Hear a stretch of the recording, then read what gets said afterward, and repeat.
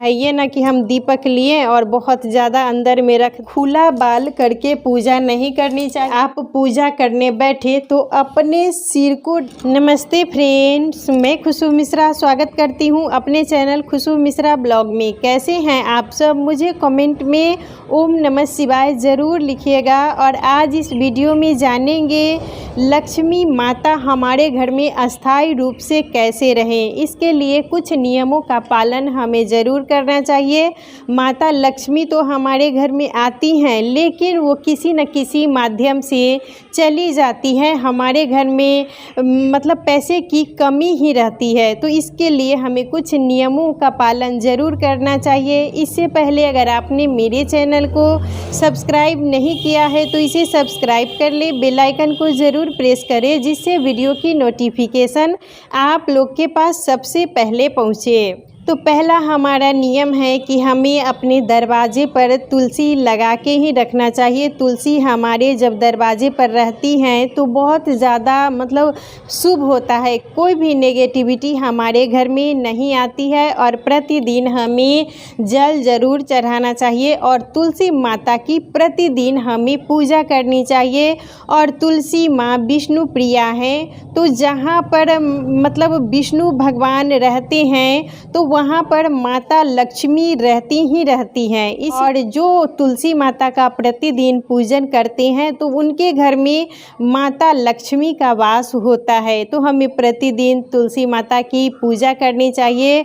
और जब तुलसी का इतना ज़्यादा महत्व है, जब हनुमान जी लंका गए थे और वहाँ पर विभीषण के दरवाजे पर तुलसी लगी हुई थी, तो इसी से वो पहचाने थे ये मतलब भक्त का घर है। और वहाँ पर गए तो वहाँ पर विभीषण राम के भक्त मिले, तो अपने दरवाजे पर इसीलिए तुलसी ज़रूर लगाना चाहिए, बहुत ज़्यादा अच्छा होता है। और प्रतिदिन आप तुलसी माता में जल ज़रूर चढ़ाइएगा। और जब भी जल चढ़ाइएगा तो ये ना कि हम बहुत ज़्यादा मतलब जल भर दिए, तो इससे हमारी जो तुलसी माता है वो सूखने लगती हैं। अगर आप अस्थाई लक्ष्मी का वास चाहती हैं तो अपने दरवाजे पर तुलसी लगाएं। और प्रतिदिन हमें तुलसी माता की पूजा ज़रूर करनी चाहिए। और शाम के टाइम में हमें दीपक ज़रूर जलाना चाहिए। सुबह में जल का विशेष महत्व है और शाम के टाइम में दीप दान का बहुत ज़्यादा ही महत्व है।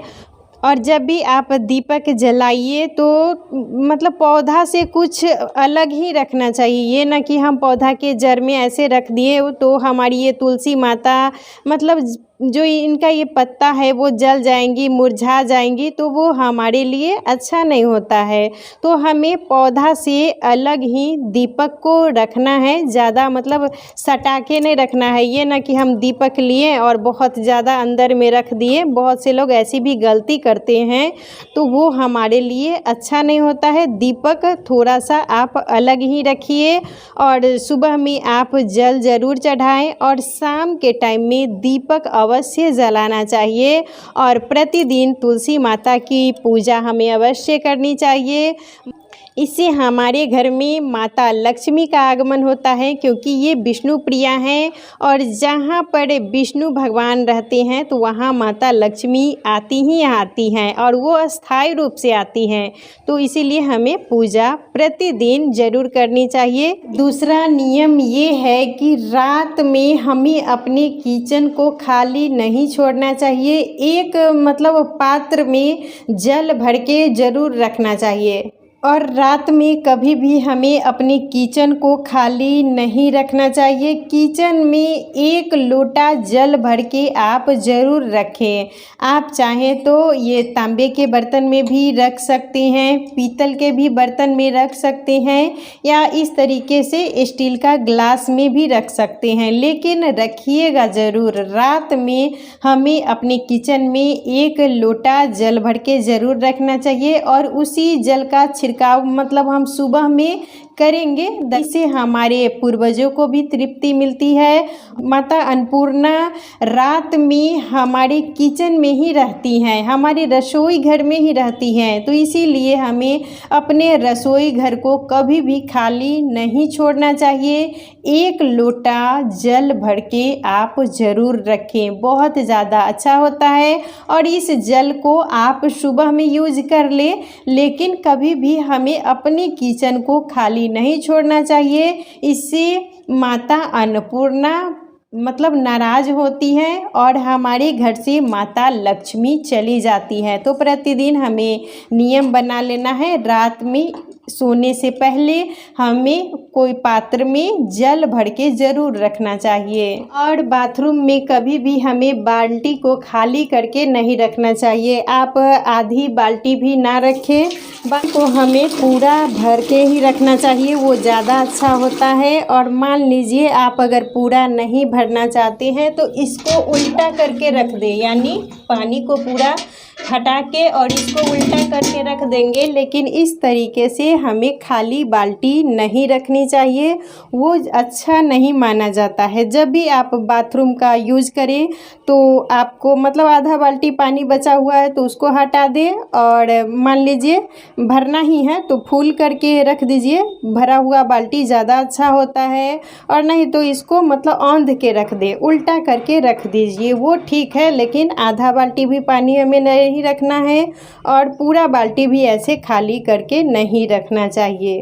जब भी आप पूजा करने जाएं तो अपने बाल को बांध के ही हमें पूजा करनी चाहिए। कभी भी इस तरीके से कभी भी हमें खुला बाल करके पूजा नहीं करनी चाहिए। आप एक मतलब क्लचर भी लगा सकती हैं, नहीं तो आप चोटी बांध लीजिए, जूड़ा बांध लीजिए, लेकिन कभी भी हमें अपने बाल को खुला करके पूजा नहीं करनी चाहिए, वो अच्छा नहीं माना जाता है।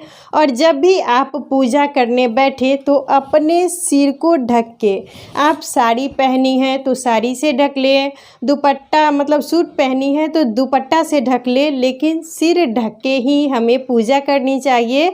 बिना सिर ढके हुए जब हम पूजा करते हैं तो वो अच्छा नहीं माना जाता है। तो हमें इन्हीं सब नियमों का पालन करना चाहिए। पहला है कि तुलसी माता की पूजा हमें प्रतिदिन करनी है, जल प्रतिदिन आप ज़रूर चढ़ाइएगा और शाम के टाइम में दीपक ज़रूर जलाइएगा। और दूसरा नियम ये है कि हमें किचन में एक मतलब कोई भी पात्र में जल भर के ज़रूर रखना चाहिए।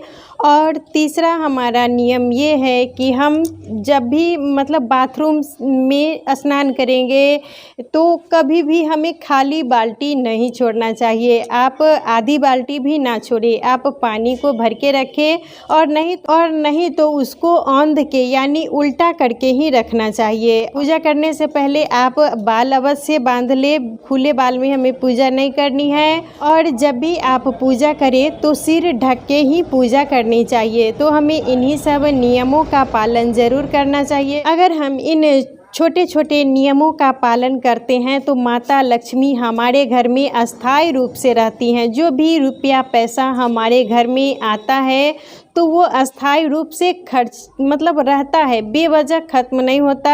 अगर हम कुछ नियमों का पालन करते हैं तो, और हम महिलाएं ही घर की लक्ष्मी होती हैं, हमारे द्वारा ही जो भी नियमों का पालन किया जाता है उसी से हमारे घर में बरकत होती है, सुख समृद्धि आती है। तो आशा करती हूँ, उम्मीद करती हूँ इस वीडियो से आपको बहुत सारी जानकारी मिली होगी। वीडियो अच्छा लगे तो इसे लाइक ज़रूर कीजिएगा, मेरे चैनल को सब्सक्राइब कीजिएगा। फिर मिलूंगी एक नए वीडियो में, तब तक के लिए नमस्कार।